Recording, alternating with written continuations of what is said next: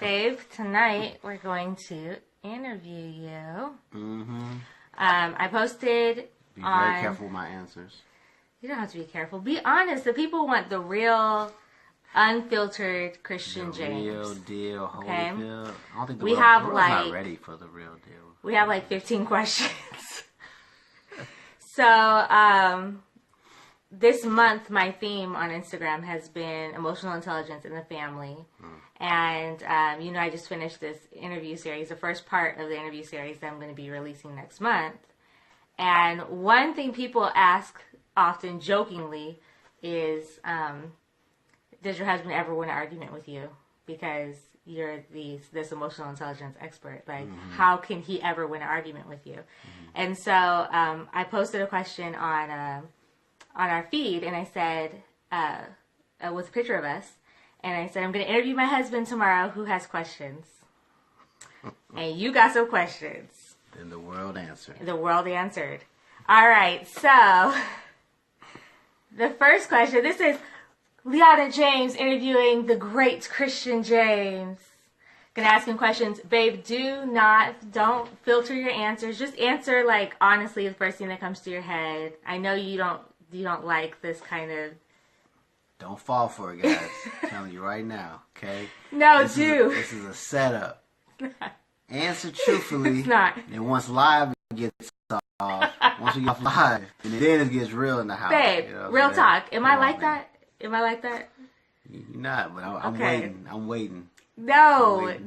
We've been married almost 10 years. If I was going to flip the switch on you like that, I would have done it like year 2. I don't know, man. Oh my goodness. Okay. No. Okay, so the first question, this is a good question. How have I helped you grow? You've helped me grow in a lot of different ways. Most recently, you helped me grow by your question. Well, rather, you said that you focus on the end in mind, like how you parent, your relationships, and things of that nature. And I noticed that I don't really do that, right? I'm more in the moment. So, like, how I feel in that moment. Like, I'm like, I want these kids. Y'all need to go on somewhere, man. Y'all all up on me. But Lee she really parents and talks to the kids and relates to the kids with in mind how she wants her relationship, in the future. So that helped me. Yeah. Because, it allows me to manage my emotions in the present time. If I focus on, okay, I want my relationship with my kids when they're teenagers to be a certain way, or I want my relationship with my wife to be a certain way, it helps me to manage my feelings in that moment. So that's been huge. Oh, I'm glad I can help you. Yeah. Okay, so this is fun. What is your favorite thing to drink? Lemonade. That's my favorite. It's also your favorite thing to make to drink. It is. That's right. Yeah, I don't drink much alcohol, but if I'm feeling like turning up, it's lemonade, especially strawberry. That's my turn up. If you turn up, you add the strawberry to Add it. strawberries, and that's right. Okay. How did you know that I was the one? How did I know that you were the one? Man, I knew that you were the one. The first time she won an argument with me, honestly, like you, or rather, it was a debate. We were debating different philosophies, and it's really difficult for me to get my ideas changed about anything. But you want me to get specific on the question, or I don't know. I think the people want to know. They're like, all right. So when we first met. I told Lee off the top that, hey, I'm not interested in getting married. I'm not, I know that women your age. He said that. Women your age. Right. In their early 20s, want to get married. But I didn't feel like women wanted to do the things to prepare themselves for marriage. They just want to get married because of the idea of it. So I wasn't interested in it whatsoever. And Lee asked me a very intelligent question that no one's ever asked me. She was like, well, how many successful marriages have you seen in your life? And I was like, none. None really. She said, well, I've seen many. And she that began to list all the successful marriages from her parents or grandparents, aunts and uncles and things like that. She said, maybe you don't believe in marriage because you've never seen a successful marriage before. So just the way that she framed that, it allowed, I knew that she was very intelligent. I knew that there was somebody that I could connect with, and I could bring on this journey of life. You know what I mean? To help me, in life. Which was very important to me to not only find somebody that was attractive, because obviously she is very sexy, very beautiful, but more than that, someone who I respected on an intellectual level, and I mean she has that in spades. Absolutely. So that was it. That's sweet. Okay. What's it like? Everybody's probably like looking for like a real lovey-dovey, response. But I'm very analytical. You are. Like okay. So, what's it like being married to a pastor's kid? I don't know. It's the only person I've been married to. So, I mean, it's like I don't really have anything to compare it to. I mean, I think that you're pretty normal. I don't know if being a pastor's kid has. If it puts me in a different. No, I mean, you know the word definitely better than me. You know what I'm saying? Like she knows and it's not even just that she's a pastor's kid. Like her whole family has like a huge multi-spiritual background. You know what I mean? There's how many different denominations are in the family? In my family right now, I'd say maybe 3 on the top of my head. I mean, so Pentecostal. There's different denominations of Christians. Pentecostal, AME, Baptist. Yep. I have some family members that are agnostic. Yep. So she knows. I mean, you know what I'm saying. So she has a wide range of background, right? I grew up in non-denominational churches, on and off. So, so my knowledge on different denominations, all that kind of stuff, is very limited compared to her. So, in that standpoint, I mean, I think that's what it's. I mean, I can't really think of anything else that's really influenced. Okay. All right. Well, let's dive deep. This question is a little deep. Okay. Was there a time where you doubted who you were? And how did you overcome that as a man? Dang, that is a deep question. All in the business. Right. Dang, okay. That's a very deep question, and absolutely. I mean, there's times I still doubt myself, and there's definitely a particular time I doubted myself. So I grew up, with a single mom. My father wasn't in the picture. And growing up as a teenager, as a young man, I thought I had it all together. You know what I mean? I had, had this confidence about me and all this kind of stuff. But it wasn't authentic. Like there wasn't really anything, that backed it up. And when I began to fail for the first time, because typically in life, everything came easy to me. School, sports, girls. Okay, girl. Just I was a popular guy in school, so mostly everything came easy to me. So once I experienced failure, I didn't know how to handle it. I didn't know how to move forward. So that was very challenging. I actually went through a depression in my early 20s, and this was before I met Lee. But the way that I overcame it and I got through it was God. Honestly, I wasn't going to church at the time. I wasn't in the Word at all. I was very isolated, right? And in those times when you are, when you're experiencing failure, I feel like either you begin to reach out and become vulnerable, which is very difficult for me. Not something I really do even now. It's a challenge, or you kind of go into your shell, and you isolate yourself, kind of protective. And I mean, some people say that's because I'm a Cancer, right? I have a shell and all that kind of stuff. I don't know, but that's usually my go-to. I typically isolate myself from everything else. So I met Lee. on the tail end of that, my depression, all that kind of stuff, and she began to invite me to church, and I began to get connected, began to read the Word more, and slowly God began to build me up, and I began to have an authentic confidence rather than the facade, that the swag or what have you.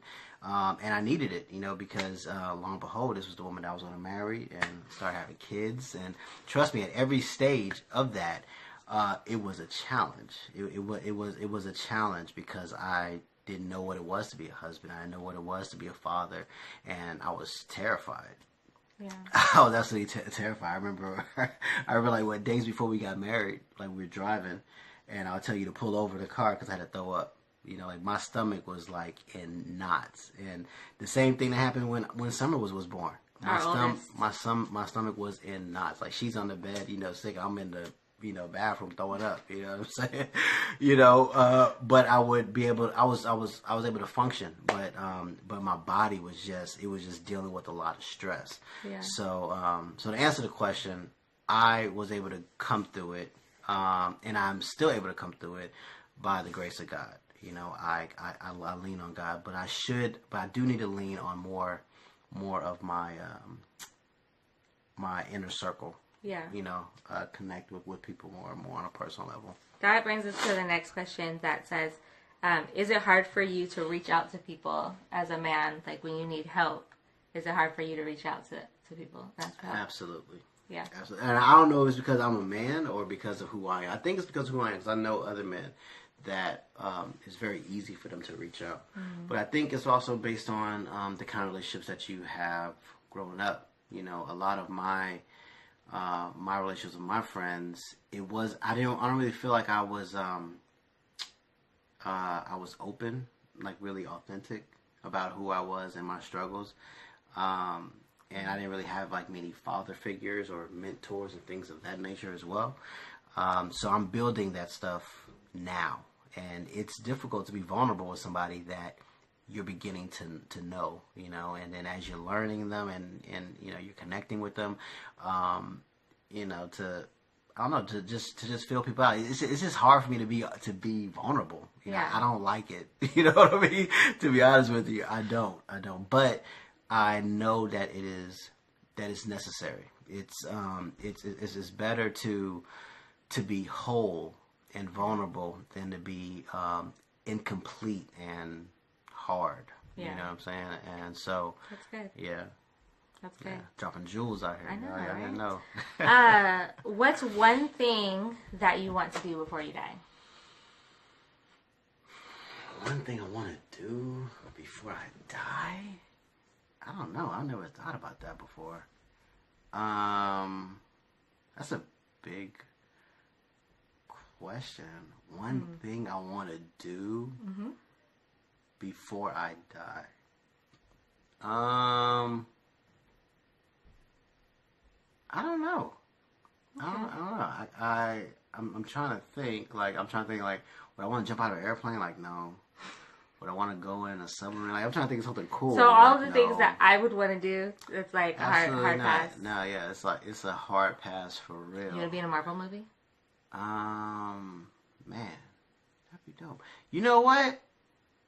Let's say go to a world premiere. That might not be as cool as like other things, but that'd be pretty dope. But I mean, now that Avengers Endgame has passed, I would have to say probably like Black Panther 2, like go to like a world premiere and maybe some other stuff. But that'd be the next thing.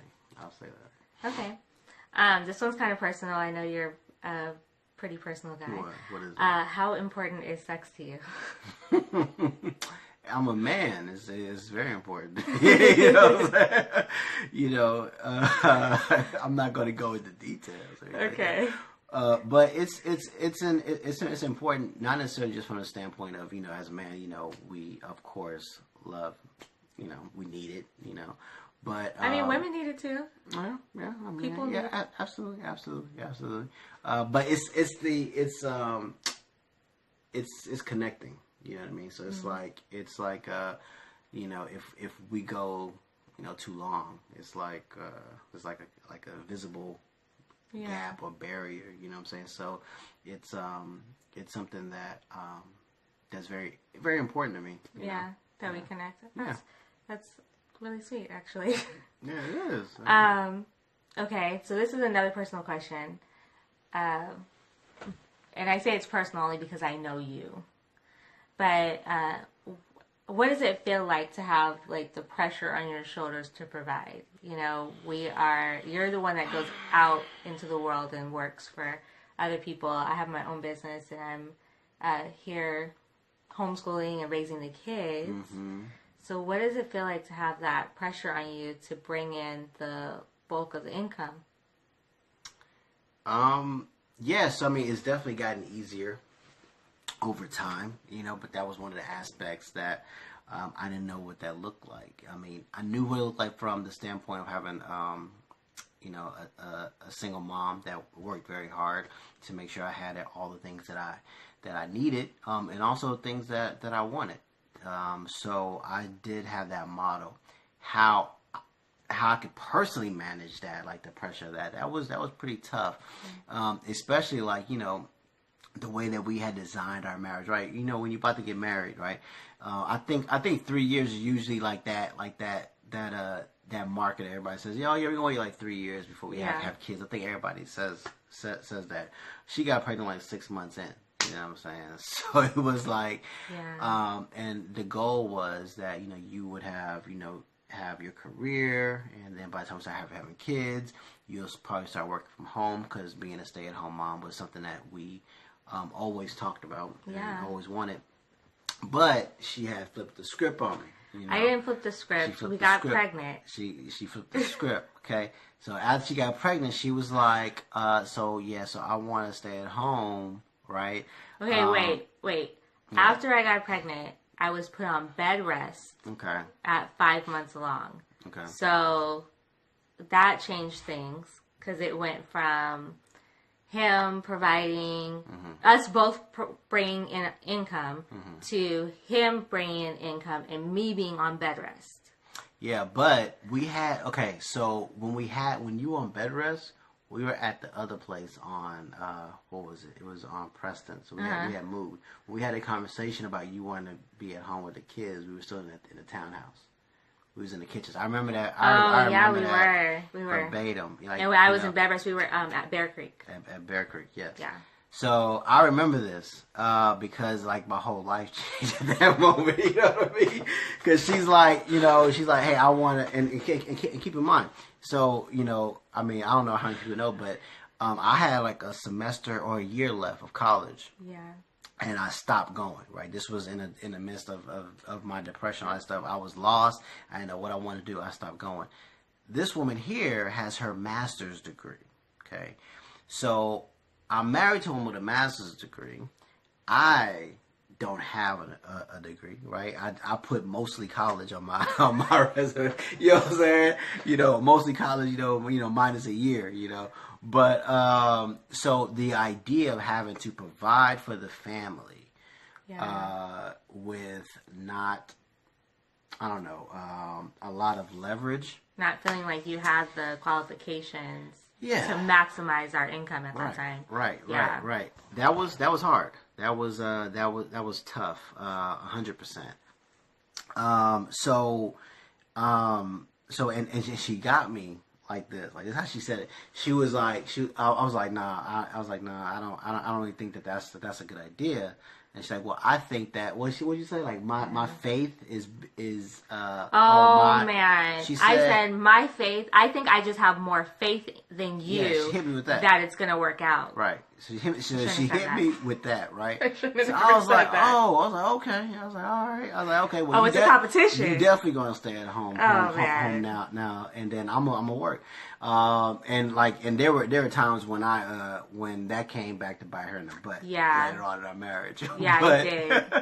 But it did. But anyway, but it was definitely hard throughout the years, because there were times when it was very lean. I mean, I'm in sales are ups and down. I've worked very hard.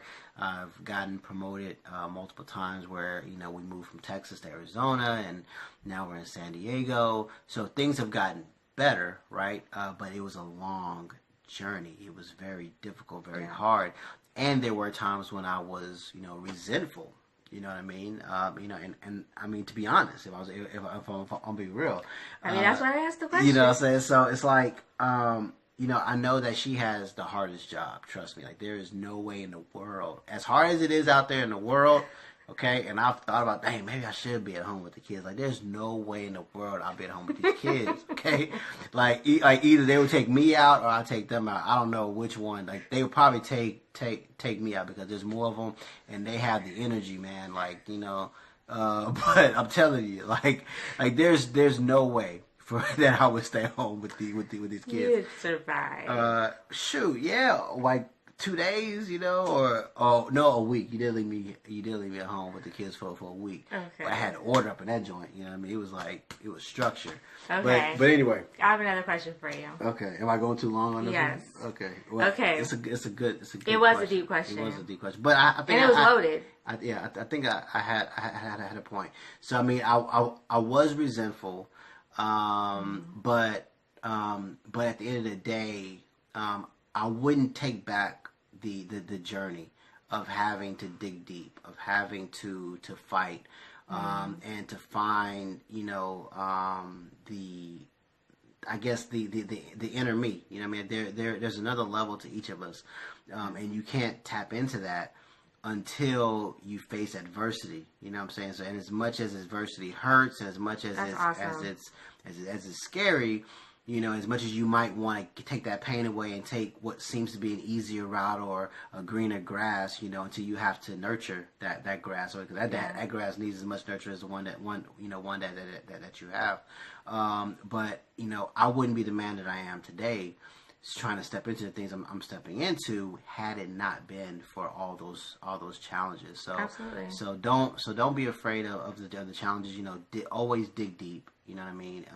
Because there's a person that you are meant to be that can handle that level of adversity. Dropping gems. Let's Okay. go. So what is one thing that you've said before that you wish I would hear? That I've said before? Yeah. Is there anything that, like, sometimes people say things, but they feel like their partner is not hearing them. And they feel like they're saying the same thing over and over again. You're not hearing me. You're not listening to me, or understanding. For you, do you have one thing that that you've said before to me that you're like, oh, I just wish you would hear me when I say this? I don't know if there's anything I wish you would hear when I say it. I think, like, a lot of times when we have, like, conversations or debates or anything like that, I feel like you feel like you know me better than I know myself, because you observe me and you watch me, and I feel like I'm pretty intuitive about who I am and the stuff of that nature. So that's really the only thing. I don't feel like I know you better than you know yourself. I feel like I see you from a different perspective than you see yourself. That's fair. Like, you see you, and you already know all your feelings and all of your baggage and all of your, like, underlays. And I don't see that. I only see what's presented. And so it's not that I know you better. I don't think I know you better. I just think that I see you from a different perspective. And because I see you from a different perspective, it can come across as if I'm acting like I know you better than you know yourself. But no, that's good. That's good. That's yeah. Then no, I don't have anything else. That's good though. I never thought about it like that. All right. Well, someone asked, what order does your family eat, and why? The kids definitely eat first. So Lee definitely gets the kids settled first, and then. And it's just because they're so demanding. Like, our 3-year-old, she needs to eat first. She needs to eat first. Yeah, but I'm not tripping. I'm not. We gotta get her out the way. I'm not one of those guys that's like, I gotta eat first. I'm the head of the household and all that kind of stuff. I'm not even tripping on that. And then after that, Lee always, she makes my my plate and then she eats. Yeah. So that's usually the standard order. And I usually eat last because I'm usually the one that cooks, and I don't eat the same things that my family eats. So I prepare my meals completely differently. I don't eat any land animals. I eat some fish. Right. Because the rest of us eat meat out here. Yeah, okay? they're carnivores. We're eating meat. Right. So because of that, it's easier for me to just make everybody's plate that's the same, and then make the plate that's different, which is my plate. So the kids eat first, then Kristian, then me. Okay, so how do you handle being supportive of me? Is that hard for you or challenging? And then how do you handle that if it is? No, it's not hard. I mean, I think it might have been early on, right? It definitely was, when I felt like I was giving so much, out there, working hard. To give more when I got home was like, I'm like, man, what? I'm doing everything. You know what I mean? So we had those battles, but definitely now it's a whole lot easier, and it's easier from the standpoint for me to know like what the objective is, right? If I know like why we're doing it, like what's the end goal, like what's the business idea, like what where are we going with it? And it's easier for me to support it, but it's important for me to know the why. I'm not just doing something for the sake of doing it, but there's like a purpose behind it, but so it's not, it's not hard at all. I'm fully supportive of my wife's business, her dreams. I feel like she is amazing. And I feel like she has all the components and capabilities to be, one of the greatest influences out there in the emotional health arena, homeschooling arena, and parent. I mean, she's so wise. So when you have a partner, like that you believe in, it's very easy to support. And I feel like if somebody that may be difficult to support your partner, then you definitely need to work on yourself. You need to believe in them. You know what I'm saying? Because as a man, and I heard this a long time ago, and when I heard it, I took that philosophy. But as a man, right, we try to put ourselves at the head of the family, right, at the top. But that's not our position. We're the foundation. Where our wives and our children, they stand upon the foundation that we are laying. So, if what I'm working towards, if it's not to build her up, it's not to build the kids up, then what is it for? You know what I'm saying? So, yeah, it's pretty easy to support you. That's so sweet.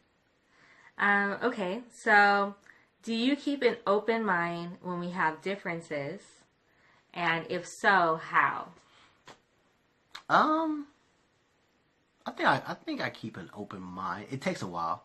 Because I'm very, I have an idea, and I mean, and it really depends on what it is. But a lot of times, I have my own idea, my own opinion, and if I feel like I'm being heard, then it's a lot easier for me to hear someone else. If I don't feel like I'm being heard, then I might just shut down. Like, whatever. I'm not gonna listen to you either. And that's kind of petty. I'm a little petty sometimes, but just being real. I feel like I definitely have an open mind. I think. I don't know. What do you think?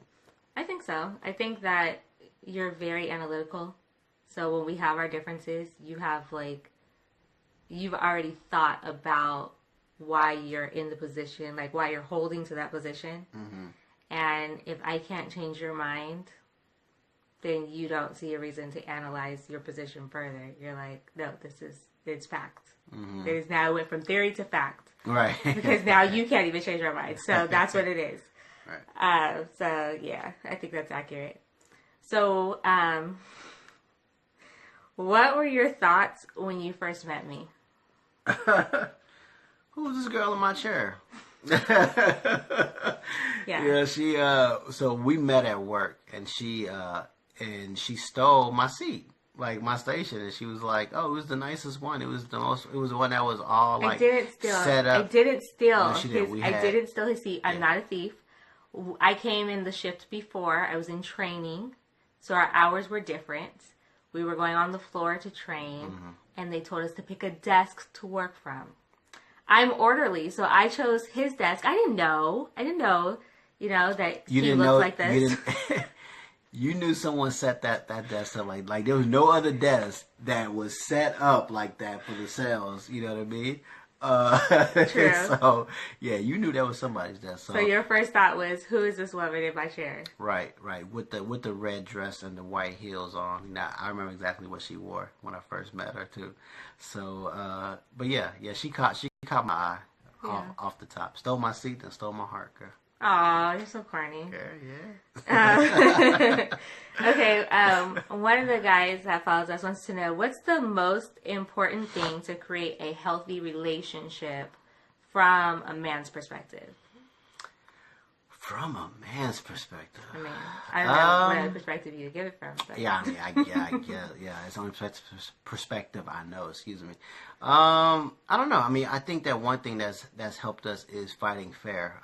Before we even talked about getting married, we had rules to how we argued. Like, I couldn't say she was crazy, and that would just be just dialogue for me, like, man, you crazy, you tripping, like, you know what I mean, like she would get mad with that. So that was words are very important to me. Right. When people tell me something, I take it as like facts. It's like written in stone. So if someone says you're crazy, I feel like they really think that I'm crazy. Right, which was not the case, but and she couldn't tell me to shut up. Yeah, or be dismissive. Yeah, or like that just rose me the wrong way. And I mean, and just setting those ground rules from the start, it just, I mean, we don't even think about it anymore. It's not even. And there's more rules. Like we have some more rules. I share them on like in my class, and anytime you hear me talk about family, I share the rules. Like we don't say always or never. Like you always do this or you never do that. No cursing. No personal attacks, so we don't call each other names like you're stupid or you're incapable of understanding or whatever. No personal attacks. And there's a few more. I have them written down, but we don't really think about them anymore. In the beginning of our marriage, we had to think about them all the time. Because we'd be like, Oh, we can always shelf an argument and come back to it later. We don't yell at each other. Yeah. Once our voices start getting elevated. We don't really. I try to shelve them, but she won't let me put it on the shelf. Yeah, I mean, I'm like, listen, I need some time, okay? I'm a little mad, like, or I just need to calm down. Like, she won't let me shelf it, it's really hard. And it's difficult for me because I don't like getting angry or what have you. So sometimes I just need time just to manage my emotions. I'll be like trying to put it on the shelf. She take it back down. I'm like, but why do you need to put it on that shelf? It doesn't matter. Can you put it on a lower shelf? You know what I'm saying? Let's analyze. Let's talk through your feelings now about your shelf. So this is funny because I'm the only child, right? Growing up, and she's the oldest of 5. So she's used to telling people what to do, and I hate being told what to do. So that's been a very interesting dynamic between us, but we've made it work. And I'm also a helper. So yes. I'm very helpful. Yeah. And I'm like, hey, if I didn't ask you for your help, he's very analytical. So he's like, why are you helping me? What do you want? Right. Do you feel like I'm incapable of doing this on my own? Right. And I'm just like, it's my nature. I'm like, oh, okay, well, you need something. Like, if I hurt somebody's feelings, and this is something that I'm working on, but if I hurt somebody's feelings, I'm thinking about it. Like, I can't sleep. Like, I'm thinking about it. There's certain people in my life where if I anticipate the possibility of hurting their feelings, it gives me anxiety. It's a mess. You hear that? He's like, he can't even relate to that. No, He's I'm sleeping like a baby. Yeah. You know what I'm So we have a lot of like distinct differences. Like I care a lot about what people think about me, about people's opinion of me. I want to help people be better. He's very skeptical, very analytical, very much like, what is your objective and how does that affect me? And how is that going to change my world?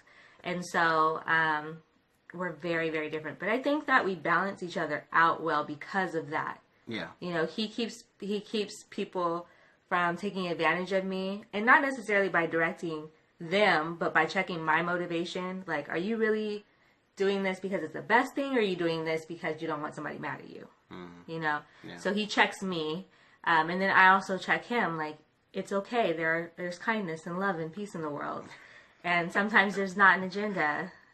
And I don't always think that there's an agenda. No, he doesn't. Just sometimes. Just teasing him. But I mean, what's helped us to work well, even though we're so different, is just remembering that we're on the same team. Yeah. And I think that's a big part too of a healthy relationship. And that's been challenging because I mean, you can be married and it's crazy. Like, you can be married and feel like you have two different goals, two different objectives. Like this, like you might feel like this person does not have your back. You know what I mean? And you got to have like real conversations. You know what I mean? You got to really dig deep. And I'm all about having deep conversations with someone that I really care about. You know, and it's funny because that's a challenge for her. Right, but I'm all about like, let's get down to the nitty gritty. Let's get down to the real, because that's how I connect. You know what I mean? I'm a facilitator. Yeah, it's a challenge for me to share, to share unsolicited. Yeah, if you ask me a question, I'm pretty much open book. I'm not shy. I'll answer a question about anything, but just being vulnerable and open and out there just for the sake of being out there is really challenging for me, and which is interesting, you know, me being the helper and him being analytical. It's not that kind of vulnerability within the context of a relationship is not as difficult for him. Yeah, once you're in with me, you're in. Like if I let you in, then okay, I can be vulnerable. Like, this relationship matters. You know what I'm saying? Yeah. So she's very careful about what she says, because she thinks about it. She's so emotionally intelligent. It's almost sickening. You know what I'm saying? It's like, you know what I'm saying? It's like, listen, like relationships are gonna be messy at some point. You know what I mean? Like, you know, and sometimes that's the joy of a relationship. You know what I mean? Of an argument. Like, you ever been like in an argument, you know, and you crying and you just feel better, you feel lighter. You know what I'm saying?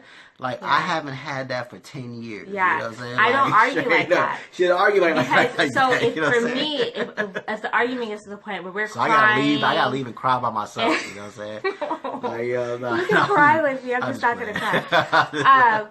If it gets to the point where like I'm crying, I don't feel better after. Like, I'm not that type of person that's like, after we argue, now I feel like so much closer to you. No. After we argue, I need to decompress. If we're arguing afterwards, I need to like take some time and sort some things out, and really just kind of figure out like where my head is. That's not endearing to me. Like, some people, the more passion you put into an argument or into a fight, the more you love them. And that's kind of how he, you know, thinks or would think. I think he's gotten used to not arguing that way now. Yeah. And it's not like the arguing for the sake of arguing, but it's like, but there are times when, you know, you're gonna have a heated discussion. You know what I'm saying? It's just, I mean, how can you live with somebody for 9 years, 10 years, and neither one of you like raise a voice? Like, come on, you know what I'm saying? Like, it's can though. I mean, you can. I mean, we're proof that you can. I mean, yeah, you know, I mean, we have, you know what I'm saying? But I mean, we've had some deep conversations. Yeah, and it's necessary. And I'm the one that pushes it. Like, at that point, like it feels like pressure on me that I have to relieve. It's like, no, we got to deal with this because I'm not going to live with this pressure. Like, you know, I mean, I don't know. It's not emotionally intelligent to ignore issues. Like that's not emotionally intelligent. And me not liking confrontation sometimes it may seem like it's emotionally intelligent because I have my emotions under control. But if I'm not dealing with the issue, then it's not healthy. And he pushes me to deal with those issues. He pushes me to be like, no, you're not okay. Mm-hmm. Like, you're processing right now, and I know you're going to be okay, mm-hmm. but why do you feel the need to process? Like, what is it that I said that triggered something in you that you now need to process in order to be okay? And I'm like, I don't want to talk about it. I can deal with it for myself. And he's like, no, you can't. No. We're going to talk about this. We're going to put it on the table. And I'll tell you why. I'm all about self-preservation. You hear me?